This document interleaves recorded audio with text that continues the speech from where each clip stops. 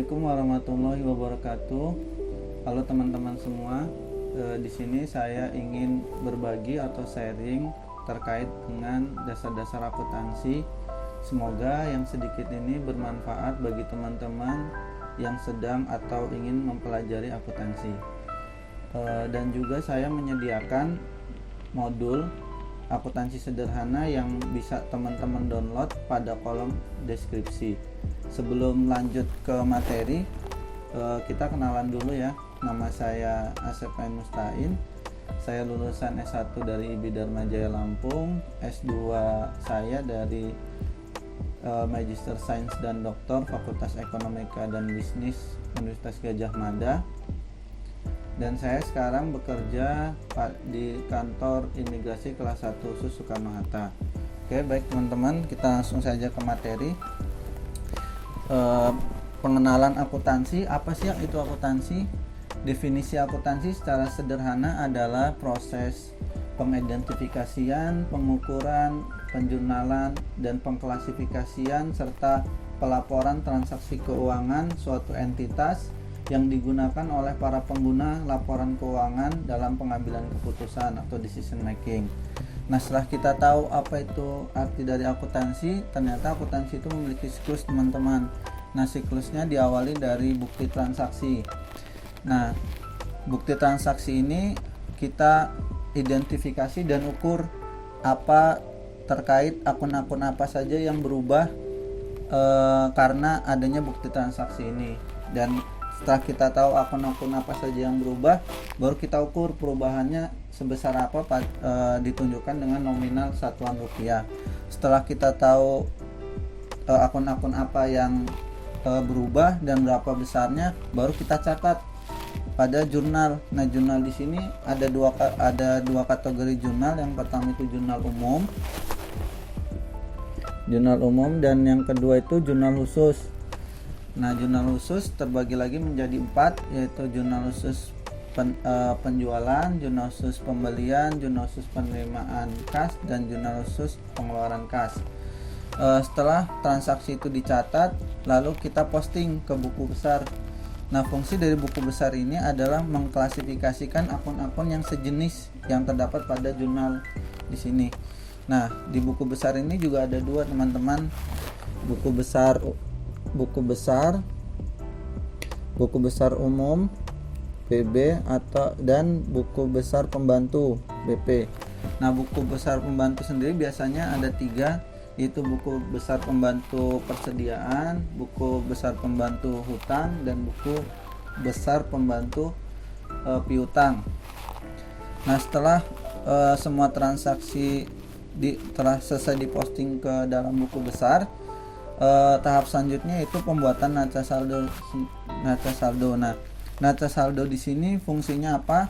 Yaitu memastikan bahwa jumlah atau nominal saldo akhir yang terdapat pada buku besar telah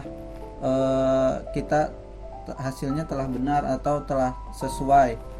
Nah, di neraca saldo sendiri hasilnya debit dan kreditnya itu harus balance. Tadi juga di jurnal ini juga sisi debit dan sisi kredit di pada jurnal ini juga harus balance untuk menunjukkan bahwa hasil yang kita kerjakan itu telah benar atau sesuai gitu. Nah, setelah kita buat neraca saldo, tahap berikutnya yaitu membuat ayat jurnal penyesuaian.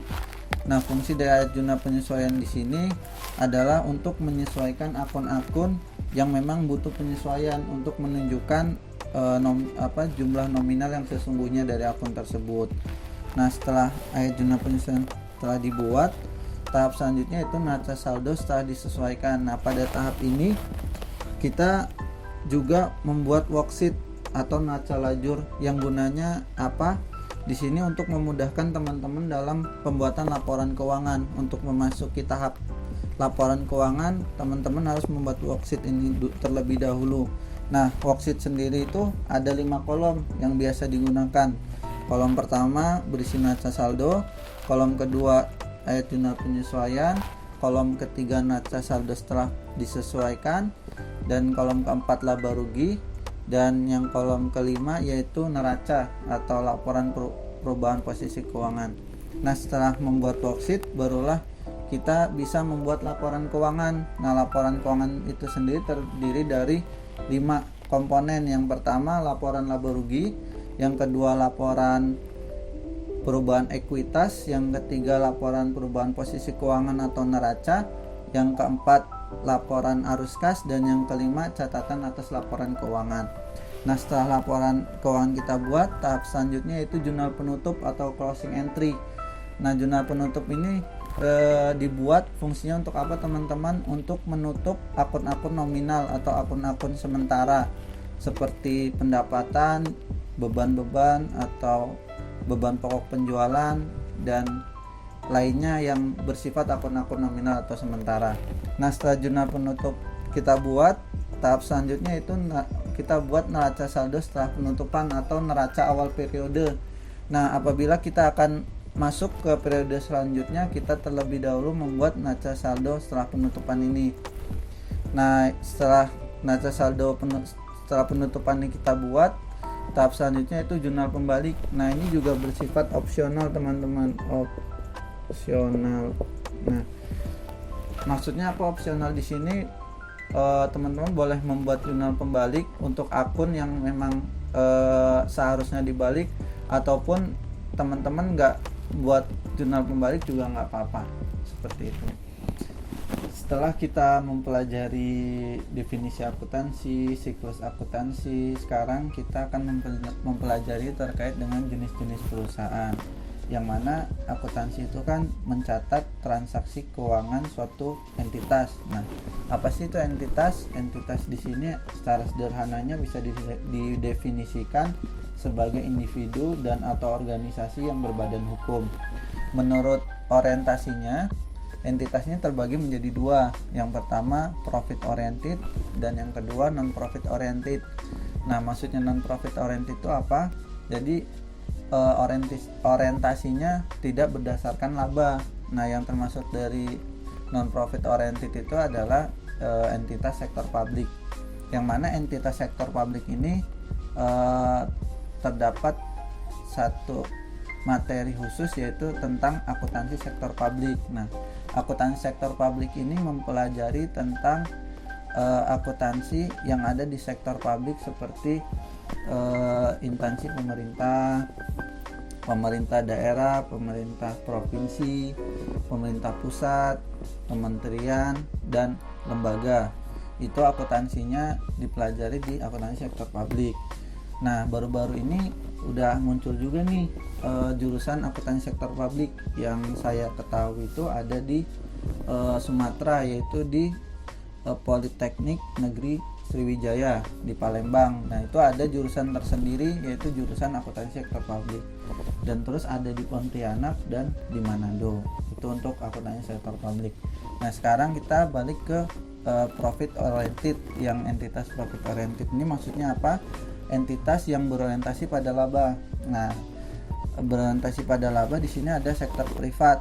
Nah, sektor privat ini terbagi menjadi 3 menurut jenis usahanya. Yang pertama itu perusahaan jasa, perusahaan dagang, dan perusahaan manufaktur. Nah, perusahaan jasa itu apa? Perusahaan jasa itu adalah perusahaan yang bergerak dalam bidang penyediaan berbagai macam pelayanan bagi konsumen atau masyarakat.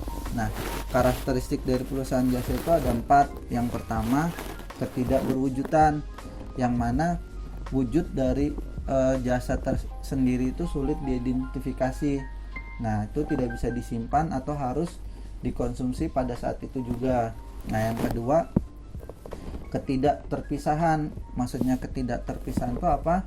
Maksudnya keterlibatan konsumen itu tidak terpisahkan dari jasa yang diberikan oleh perusahaan. Contohnya kayak misalnya salon, misal jasa salon. Nah, kita mau potong rambut, kita akan terlibat dalam proses pemotongan rambut tuh kan, nggak mungkin kita nggak terlibat. Nah, itu salah satu contoh ketidakterpisahan dari suatu jasa. Yang ketiga, keanekaragaman. Jadi jasa itu biasanya terdapat berbagai macam pelayanan yang diberikan. Nah, kita contohkan lagi di salon tadi. Misal di salon kita kalau ke salon ada macam-macam tuh pelayanannya. Yang pertama misalnya mau potong rambut, atau mau potong jenggot, atau potong kumis, atau nyemir rambut, atau kerimbat, atau pedicure, manicure, dan lain-lainnya. Itu berbagai aneka macam jenis pelayanan. Nah, yang keempat, keterlenyapan. Masuk keterlenyapan itu manfaat dari jasa yang diberikan tuh akan cepat habis, yang menyebabkan bahwa si konsumen itu akan berulang menggunakan jasa tersebut. Nah, contoh lagi tadi kita potong rambut. Nah, kita potong rambut, saya potong rambut, pasti 2 minggu setelah itu rambut kita akan gondrong lagi kan. Nah, kita akan kembali ke salon itu lagi untuk potong rambut tadi, lagi menggunakan jasanya lagi. Nah, sekarang kita ke perusahaan dagang. Nah, perusahaan dagang itu apa? Perusahaan dagang itu perusahaan yang bergerak pada bidang pembelian barang dagangan yang dijual kembali kepada konsumen tanpa merubah bentuk dari barang dagang itu sendiri. Nah, contoh dari perusahaan dagang itu seperti toko elektronik. Nah, dia ngambil kulkas, TV, dispenser dari vendor dan jual lagi kepada konsumen tanpa merubah dari bentuk TV, kulkas, dan dispenser itu sendiri. Jadi cuman ambil terus salurkan kepada konsumen. Itu termasuk dalam perusahaan dagang. Yang selanjutnya perusahaan manufaktur. Perusahaan manufaktur merupakan perusahaan yang bergerak di bidang pengolahan bahan baku menjadi sebuah produk, yang mana produk ini nilai manfaatnya akan melebihi dari bahan baku itu sendiri. Contohnya perusahaan mebel. Nah, bahan bakunya kan kalau perusahaan mebel itu perusahaan itu membuat lemari, biasanya lemari, kursi, terus meja. Nah, itu kan berbeda sekali dengan bahan bakunya itu kayu, dan manfaat dari lemari itu akan lebih tinggi dari si kayu itu tadi. Nah, terus sekarang ke penggunanya. Nah, dalam akuntansi itu kan hasil akhirnya yaitu laporan keuangan. Nah, laporan keuangan itu pasti digunakan dong oleh para pengguna atau user. Nah, pengguna itu sendiri itu dibagi menjadi 2, ya pengguna internal dengan pengguna eksternal.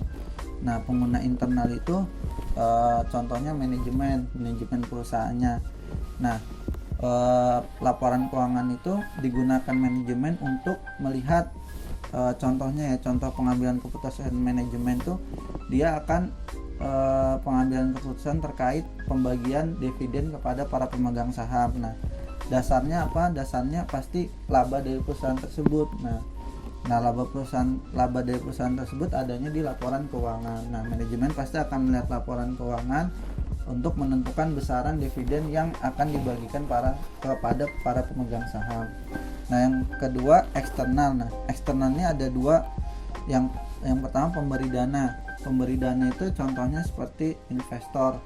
Nah, investor dia akan menanamkan sahamnya ke perusahaan itu untuk meyakinkan dia bahwa dia akan menghasilkan dari saham tersebut. Pasti dia akan melihat laporan keuangan dari perusahaan tersebut. Apakah perusahaan tersebut perusahaannya apakah profit atau tidak, itu bisa dilihat dari laporan keuangan itu. Nah, yang kedua contohnya bank.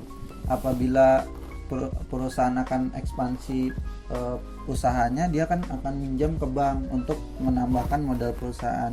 Nah, bank untuk meng-approve dari pinjaman si perusahaan ini, pasti dia akan melihat laporan keuangannya untuk meyakinkan si bank bahwa perusahaan itu dapat mencicil angsurannya yang diberikan kepada bank agar tidak terjadi kredit macet. Nah, misal contoh aja, kalau nasabah mau pinjam ke bank atau kita mau pinjam ke bank, pasti bank akan minta syarat-syarat kepada kita kan. Salah satunya slip gaji 3 bulan terakhir. Nah, fungsi dari slip gaji 3 bulan terakhir itu gunanya untuk meyakinkan bank bahwa si nasabah ini benar-benar bisa mencicil pinjamannya kepada si bank itu sendiri. Nah, yang kedua pemerintah. Nah, apa sih kepentingan pemerintah terhadap perusahaan? Yaitu pastinya terkait dengan pajak. Nah, pemerintah ini akan melihat besaran pajak itu dilihat dari penghasilan si perusahaan itu. Nah, penghasilan kena pajak perusahaan itu bisa dilihat pemerintah dari laporan keuangannya, seperti itu. Nah, mungkin untuk pembahasan kali ini terkait dengan pengenalan akuntansi cukup sampai di sini. Bagi teman-teman yang ingin bertanya, menyampaikan kritik dan saran, silahkan tulis di kolom komentar. Saya akhiri. Wassalamualaikum warahmatullahi wabarakatuh.